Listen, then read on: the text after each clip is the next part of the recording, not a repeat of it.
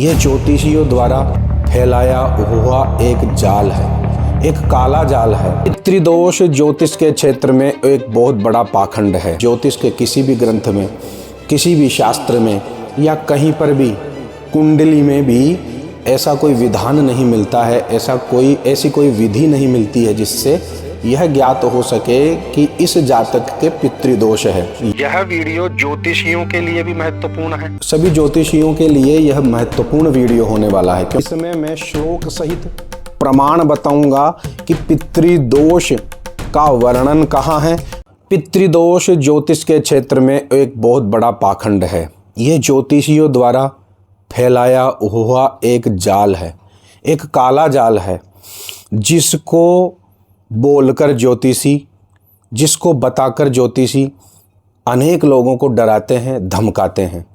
उसके बाद में डराते हैं, फिर उनकी जो बुद्धि है वो भ्रमित कर देते हैं। ऐसा मेरा कहना नहीं है, ऐसा कहना है YouTube पर कई नास्तिकों द्वारा।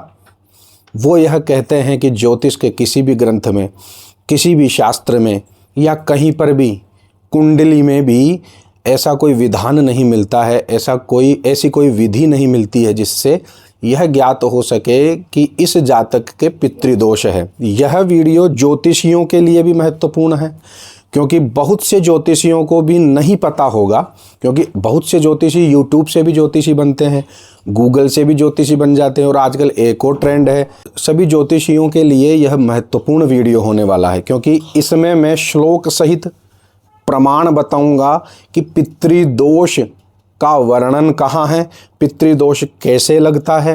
क्योंकि कहीं अब एक नया ट्रेंड है चैट जीपीटी का भी। जो चैट जीपीटी है वहाँ पर आप अपने अनुकूल कुछ भी प्रश्न लिखकर उत्तर प्राप्त कर सकते हो। तो इससे भी कई ज्योतिषी बन चुके हैं।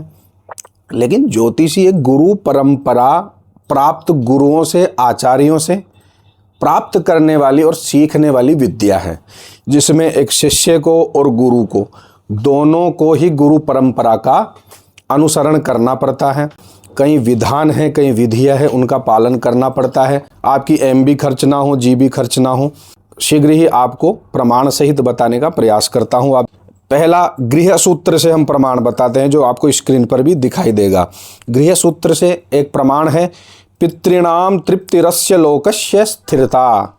गृह सूत्र का अर्थ समझते हैं, जो पढ़े होंगे परंपरा से, जो जानते हैं, वो गृह सूत्र को तुरंत पकड़ लेंगे।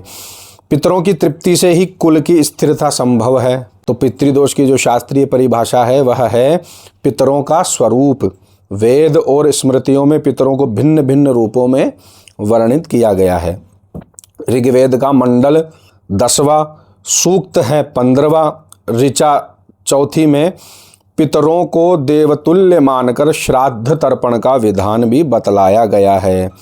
वेद मंत्र है, उच्चारण नहीं करूँगा, लेकिन बताता हूँ। बरहिषद पितर ऊत्य वार्गिमा इत्यादि जो ऋचा है इति, उसके अनुसार बताया गया है। मनुस्मृति में क्या कहते हैं, पितृदेव ऋषिभ्यश्च त्रयोयम ऋण संश्रयः, अर्थात मनुष्य जन्म से ही पितृ ऋण सहित 3 ऋण लेकर जन्म लेता है। अब ज्योतिषीय परिभाषा में चलते हैं। देखिए, वैदिक भाषा अलग है, ज्योतिषीय भाषा अलग है। जिस प्रकार से एक तकनीक को समझने वाला तकनीकी भाषा का प्रयोग करता है, उसी प्रकार से ज्योतिषी की पहचान उसकी भाषा से ही हो जाती है। जैसे कोई कहता है व्यक्ति, इसमें जातक चलता है, जातक से संबोधित करना पड़ता है। कई भाषाएं हैं जो अलग अलग कार्य क्षेत्रों में उसका परिचय दे देती है। यह पाराशर होरा शास्त्र में स्पष्ट रूप से कहा गया है कि 9वां भाव पितृभाव है। ये रहा ठोस प्रमाण। श्लोक भी मैं आपको स्क्रीन पर डालूंगा, आराम से पढ़िएगा। बृहद पाराशर होरा शास्त्र अध्याय 12वां श्लोक 2, उसमें स्पष्ट बताया है, पितृभाग्य धर्मो नवमे। 9वां भाव का जो पाप दृष्ट या अशुभ योग होता है वह पितृदोष का मूल संकेत होता है। 9वां भाव से भी देखा जाता है। पितृदोष का कैसे देखा जाता है और भी बताए गए हैं। देखिए, सूर्य के अशुभ होने पर या पाप दृष्ट या नीच की स्थिति में होने पर भी पितृदोष का कारण देखा जाता है। नवे भाव में जो धर्म और भाग्य और पितृस्थ के दूषित होने पर देखा जाता है। पांचवें भाव से भी पूर्व जन्म के जो पुण्य हैं उनके ग्रसित होने से भी देखा जाता है। राहु शनि आदि पापक ग्रहों के पितृभाव पर आक्रमण से भी देखा जाता है। जो पितृदोष के जो वैदिक कारण है वह है श्राद्ध तर्पण का अभाव। गरुड़ पुराण के पूर्व खंड में भी बताया गया है कि यत्र श्राद्धम न कुरुते तत्र पितरः कुप्यन्ति। जहाँ श्राद्ध नहीं किया जाता वहाँ पितर कुपित रहते हैं। पितृ अपमान महाभारत में भीष्म पितामह युधिष्ठिर से कहते हैं कि पितॄणाम अवमानेन कुलक्षयः प्रजायते।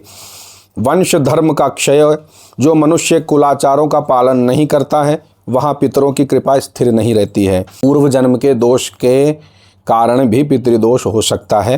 पितृदोष का एक पक्ष पूर्व कर्म विनाश से भी जुड़ा है। विष्णु पुराण के अनुसार जाने पूर्व कृतात्म दोषेण जायते दुख संभव है। विष्णु पुराण में ऐसा बताया गया है। ज्योतिष के अनुसार योग पितृदोष भी देखे जाएं तो क्या है, सूर्य दोष। सूर्य पितृकारक है, इसलिए सूर्य दोष से भी देखा जाता है। सूर्य नीच अथवा तुला राशि में हो तो भी देखा जाता है।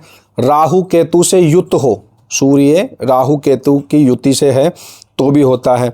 शनि मंगल के पाप दृष्ट हो, शनि मंगल की पाप दृष्टि अगर गिर रही हो तब होता है सूर्य पर। द्वादश अष्टम या षष्ठ भाव में हो तो पितृदोष उत्पन्न होता है। अब नवम भाव का देखते हैं। यह पाराशर शास्त्र कहता है कि धर्म पुत्र पितृस्थानम नवमे। यदि नवम भाव राहु केतु से ग्रसित हो, शनि से पीड़ित हो, नवमाधिपति पाप ग्रह से युत हो, नवम भाव में नीच ग्रह स्थित हो तो पितृदोष पुष्ट हो जाता है अथवा प्रमाणित हो जाता है और मान लिया जाता है। पांचवें भाव का देखते हैं। अब पांचवें भाव में पूर्व जन्म के कृत्यों से जोड़ा जाता है। पांचवें भाव का संबंध पूर्व कर्म से होता है। पूर्व पुण्यम पंचमे होरा शास्त्र कहता है, जो ज्योतिष का ग्रंथ है। यदि पंचम भाव दूषित हो तो पूर्व जन्म कर्मज पितृदोष का संकेत माना जाता है। राहु का पितृभाव में होना, राहु स्वभाव से ही पितृकर्म में बाधक है। यदि राहु नवम में हो, सूर्य के साथ हो, अष्टमेश के साथ युत हो तो यह कुल पितृदोष का प्रबल कारक होता है। गरुड़ पुराण क्या कहता है, पौराणिक मत देखिए। अतृप्तः पितरः संतप्तम कुलम कुर्युः। अतृप्त पितर संतप्त कुल का कारण बनते हैं। जीवन में अनुभव होने वाले संकेत से भी पितृदोष का पता लगाता है। घर में लगातार अशांति, परिवार में बार बार आर्थिक हानि, पूर्वजों के प्रति स्वप्न संकेत से भी पता चलता है। किसी सदस्य की असामयिक मृत्यु से भी, घर में अचानक रोगों का प्रसार होना भी पितृदोष का कारण हो सकता है। सूर्यजन्य पितृदोष होते हैं जब सूर्य पितृकारक होकर पीड़ित होता है। नवम से या राहुजन्य भी पितृदोष होते हैं। कुल कर्मजन्य भी पितृदोष होते हैं। पूर्व जन्मजन्य पितृदोष भी होते हैं। कितने प्रमाण करूं मैं, बहुत प्रमाण पड़े हैं। इन नास्तिकों को ये नहीं समझ में आता है कि पितृदोष कोई पाखंड नहीं है। पितृदोष ज्योतिषी बताते हैं तो वह कोई पाखंड नहीं है। बात यह है कि कोई आपको उत्तर देने वाला नहीं है। प्रमाण क्यों प्रस्तुत किए जाते हैं? प्रमाण प्रस्तुत इसलिए किए जाते हैं ताकि भ्रम ना फैले। अब जो पढ़ेगा वही तो प्रमाण देगा। इसके लिए पढ़ना अति आवश्यक है, इसके लिए समय निकालना अति आवश्यक है। ऐसा नहीं है कि YouTube से हम सीख जाएं। YouTube से सीख तो जाओगे लेकिन जो गहराई है वहीं पे जल ठहरता है, या फिर आपको गहराई बनानी पड़ेगी, गहरा खड्डा खोदना पड़ेगा जहाँ पर ये इस ज्ञान रूपी जल को आप एकत्रित कर सकें। पहाड़ों पर कभी जल नहीं ठहरते हैं, झरने के रूप में वो बह जाते हैं। इसलिए ये ध्यान में रखें, पढ़ें भी और गंभीरता से पढ़ें। आपको सिखाने वाले या आपको पढ़ाने वाले यदि आप पर क्रोधित होते हैं तो उन क्रोध को, उनके क्रोध को, उनकी डांट फटकार को उस छेनी हथौड़ी की तरह समझे जिस छेनी हथौड़ी से एक पत्थर को मूर्ति बना दी जाती है। यदि डांटने फटकारने वाला गुरु, क्रोधित होने वाला गुरु, समझाने वाला गुरु आप पर दया करुणा बरसाएगा तो आप पत्थर ही रह जाओगे, आप कभी भी मूर्ति नहीं बन सकते हो।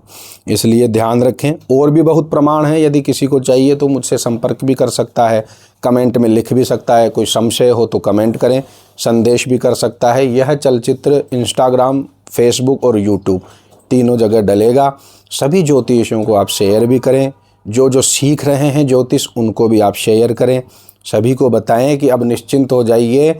सब प्रमाण इस वीडियो में बताया गया है कि पितृदोष बताना कोई पाखंड नहीं है, किसी शास्त्र में लिखा है या नहीं लिखा है, इस पर तर्क कुतर्क करने की आवश्यकता नहीं है। इस वीडियो से सभी का समाधान हो जाएगा। हर हर महादेव, नारायण।